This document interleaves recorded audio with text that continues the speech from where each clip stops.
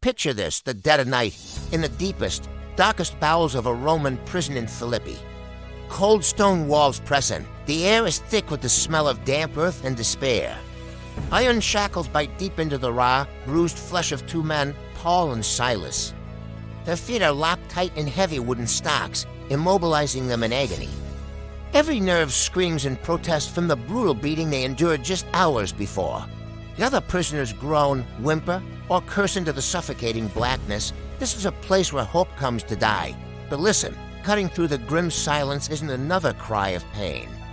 It's a sound so out of place, it's jarring. It's singing, Paul and Silas, bloody and broken, are lifting their voices, not in lament, but in hymns of praise to God. Imagine the sheer audacity. They aren't just enduring their suffering. They are actively defying it with worship. This isn't a nervous and to pass the time. It's a deliberate, powerful declaration of faith in the face of utter hopelessness. Let's dissect this moment. What we can call the anatomy of a midnight crisis. The midnight hour isn't just a time on a clock. Biblically and psychologically, it represents the absolute peak of despair. It's the point where darkness is most profound, when you feel most alone.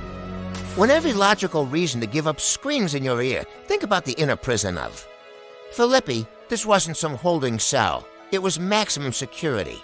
The stocks weren't just restraints. They were instruments of torture, designed to inflict constant pain and prevent any chance of rest or escape. The darkness wasn't just the absence of light.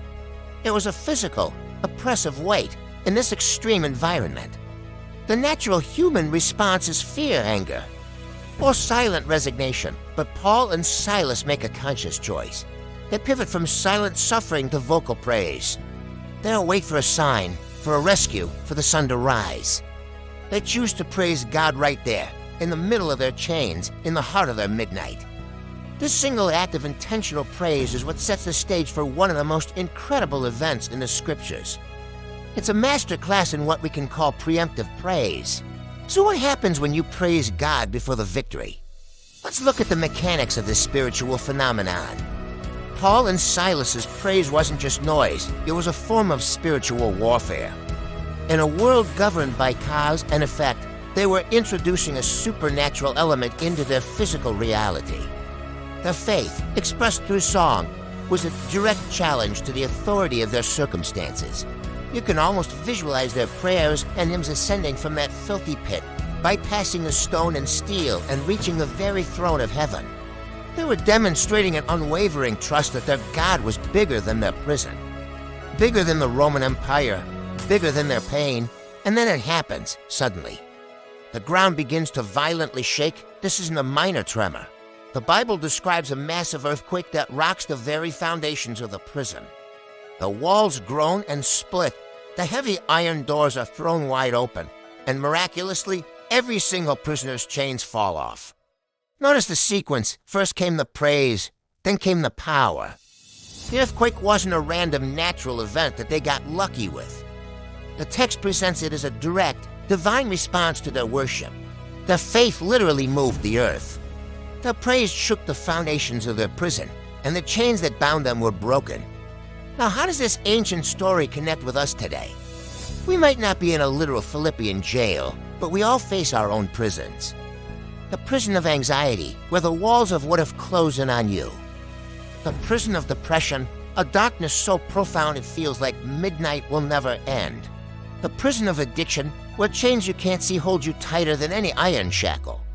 The prison of financial debt, of a toxic relationship, of crippling self-doubt. These are the modern-day dungeons we find ourselves in. The principle of preemptive praise is just as powerful for us. It's the act of declaring God's goodness and faithfulness before you see a way out. It's choosing gratitude when you feel like complaining. It's singing a song of hope when all you hear is the voice of despair. This kind of faith acts like a spiritual earthquake. It has the power to shatter the foundations of fear in your life. It can break the chains of negative thought patterns and unlock doors of opportunity you never knew existed.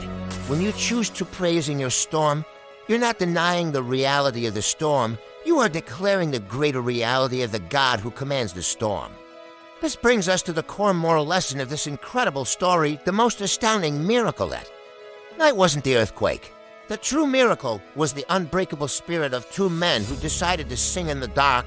It was their unwavering faith that preceded the earth-shattering power. The story teaches us a profound truth. Our response to a crisis, not the crisis itself, is what ultimately defines the outcome. The situation doesn't have the final say, your faith does. We all have our personal midnight moments. Those times when you're beaten down, locked up, and it feels like all hope is gone. Maybe you're in one right now. The lesson from Paul and Silas is a direct invitation to you. You have a choice. You can sit in the darkness and curse your chains, or you can lift your voice and praise the God who holds the keys. You can allow your prison to define you, or you can turn your prison into a platform for a miracle. Your praise is the key that starts the earthquake. It's the act of faith that invites divine intervention into your seemingly impossible situation. It repositions your heart from victim to victor, even while the chains are still on. It shifts your focus from the size of your problem to the size of your God. So let's end with this thought. The story of Paul and Silas redefines our concept of freedom. True freedom isn't the absence of walls, but the presence of a faith that can break them down from the inside out.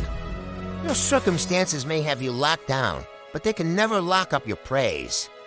Choose to sing in your midnight hour and watch the foundations of your prison begin to shake. Thanks for watching. If this story resonated with you, hit that like button and subscribe for more content that explores the power of faith in our daily lives. See you next time.